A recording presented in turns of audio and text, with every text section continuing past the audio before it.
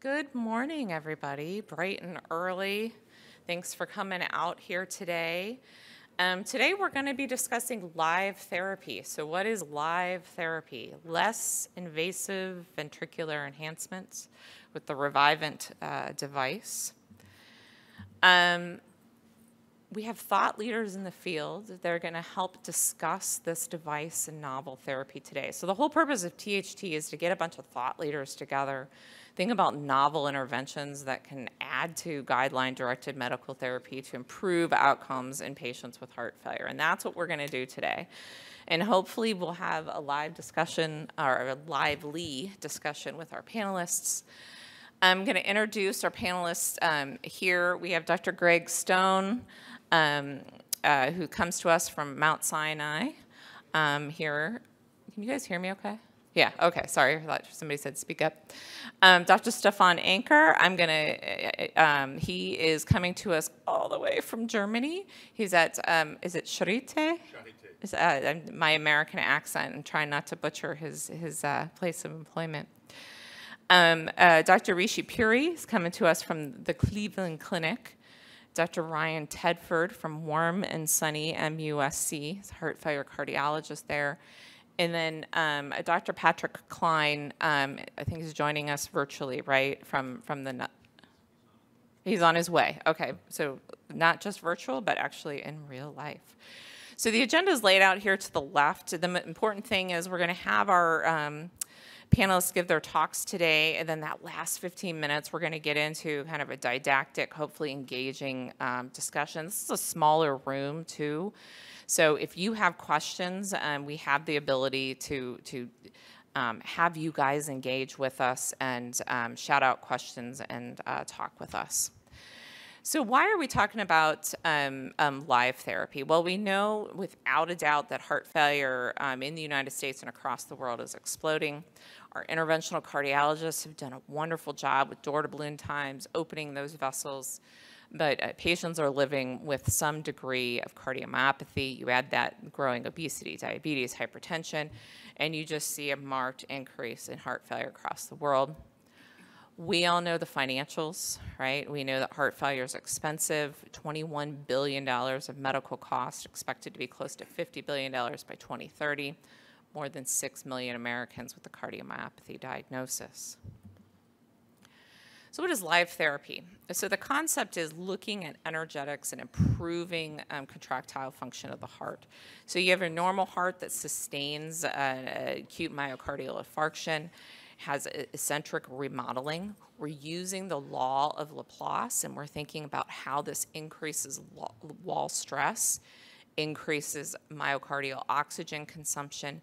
Essentially, you have an inefficient ventricle. We're stimulating genes, adverse gene transcription, and progressive contractile dysfunction. Where does this fit into the current therapy regimen for patients? Well, pharma has come a long way, especially in the last 5 to 10 years, with therapies to improve outcome, but mainly focusing on those individuals with early heart failure, class 1, 2, and a small component of 3A heart failure. We know VADs, we know transplants. That field has certainly evolved and greatly improved outcomes, but here's our treatment gap. These individuals here, the class 3 heart failure readmissions, they're the ones that are going to be the focus of this discussion today. This is a picture of the Revivant device. The concept here is you're taking an ischemic cardiomyopathy with an aneurysm, okay, down here at the anterior apex. You're excluding that area and trying to improve Laplace's law and improve the energetics of that contractile ventricle. I'm not an interventional cardiologist or a surgeon. I'm not even going to pretend to be one, but this is just a nice cartoon, a live schematic of how the device is implanted, and we'll learn more about that here with the coming speakers. But essentially, you've got a transeptal puncture, an apical puncture. You're excluding that aneurysmal segment, and look what you can see on some of the imaging. You go from having an aneurysm and something that is really shaped like an egg to something that is nice with that triangular apex that we're typical, or that we're used to seeing in patients with on echo. So here's a summary of some of the clinical trial data of studies ranging from 11 to 72 patients, and we have follow-up on some of these analyses out to 60 months. These ventricles are large, right? So end systolic volumes of 72 to 74 cc's, and post-procedure, we're shrinking that ventricle down.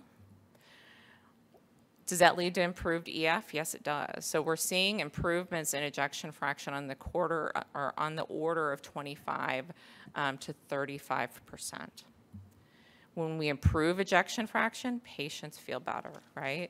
So their Minnesota Living with Heart Failure questionnaires improve, their NYHA class improves, and patients are getting out. They're walking farther, they're going to the grocery store, they're spending time with family, and that is equally an important outcome for our patients with bad cardiomyopathy.